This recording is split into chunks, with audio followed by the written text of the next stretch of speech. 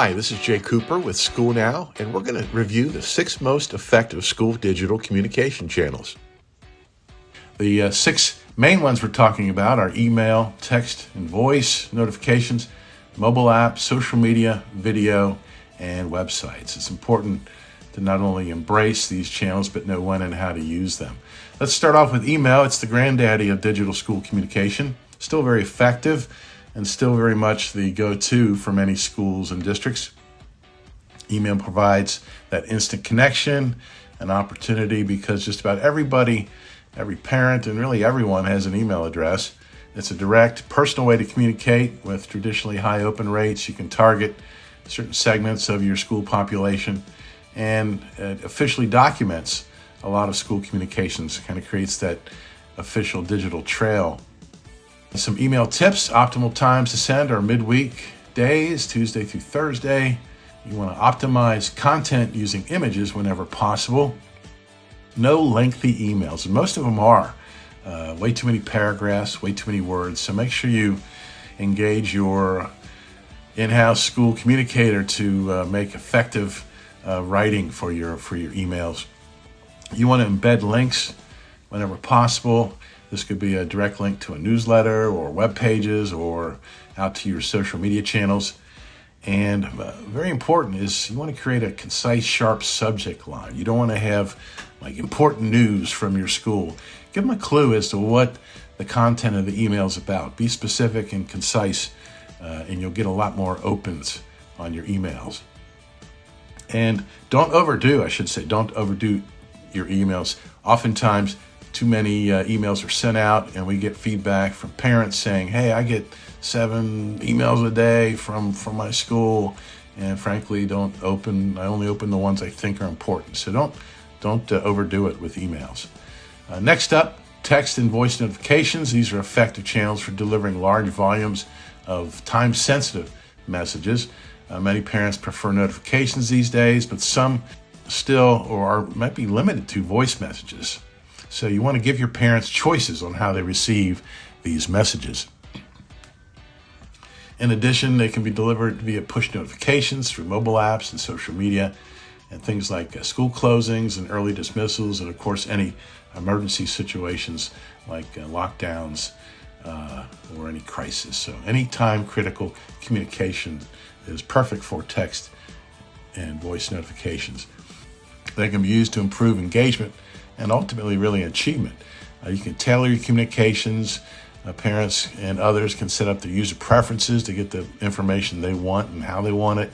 Things like transportation updates, assignments, attendance, lunch account balances. Facebook Messenger is another one of these mini channels, if you will, built into Facebook. It's really a hybrid social media and text channel. It's pretty cool, really. It's essentially a messaging channel that's, again, built right in. There's very high adoption rates because it's automatic and connects your school with your parents and organizations. And a lot of young parents are regular users of Facebook Messenger, so don't rule that one out. Next channel up is the mobile app. Great for automatic notifications, alerts, links to emails and newsletters. It's a great way to brand your messages and your updates, and gives your parents quick access to resources like forms and menus and calendars. And depending on your mobile app provider, you can create a custom experience for your parents, putting all your digital communications and access to resources right in their hands. We list video as a separate channel, but it's a little different because it's a power tactic really for your communication that really goes across and transcends these other channels. Of course, they can be viewed, videos can be viewed on any device these days. And because people are really predisposed to viewing videos, they can be very captivating. It's great for sharing and can give you that social media traction that you're trying to get. Videos are great for campaigns, telling a story. And remember, it doesn't have to be a professional quality. Authentic content is what it's all about. So create and feed a school YouTube channel is a great way to keep your videos out in front of your parents. Social media, more schools are embracing social media. The three big ones, of course, are Facebook, Instagram is built into that, YouTube, and X, formerly Twitter, a very distant third. But great for messages from your staff, spotlights on achievement, really a lot of the same content that you're pushing out through your other channels can be repurposed through social media. It's one thing to have accounts and use them, but it's another thing to use them effectively. So it's all about engagement, and that's a measurable number you can apply to your school communications effectiveness. You've got metrics that you can see where your shares are, how many likes and comments. Really, that's what it's all about. You want to do all you can to promote engagement, and again, cross-promote school content across your channels. Polls and surveys, by the way, are super ways for boosting engagement, so include those. Facebook Live, again, is built into Facebook. It's real-time online live streaming. What's cool about it provides an archive for video recordings automatically, and great for any special event. And when you do use Facebook Live, make sure you promote it ahead of time, and be sure to test your audio. That's the worst when you can't hear what otherwise could be a great video presentation. I mentioned YouTube channel before. You want to, if you don't have a YouTube channel, you want to create one and then feed it. It's a great way, again, to record and archive your videos, and it gives authentic glimpses into your schools. And it's, again, much like Facebook Live, it creates that archive. And your website is really your communications hub. It's your resource and home of all your official content, from calendars to school board minutes. It's really your digital front door for your school. You want to make sure it's designed to engage, good looking, usable, mobile friendly, accessible, and it's going to integrate with all your channels.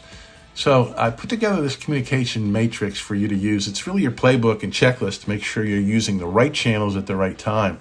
Down the left column there, we've got the type of content, and then across we've got the row of channels at your disposal. Let's take a look, for example, at a school delay. There's where, this is time critical information. So you want to use the again, that top row there. You want to make sure you get all those bases covered, because some parents, for example, rely on social media to get their alerts and updates.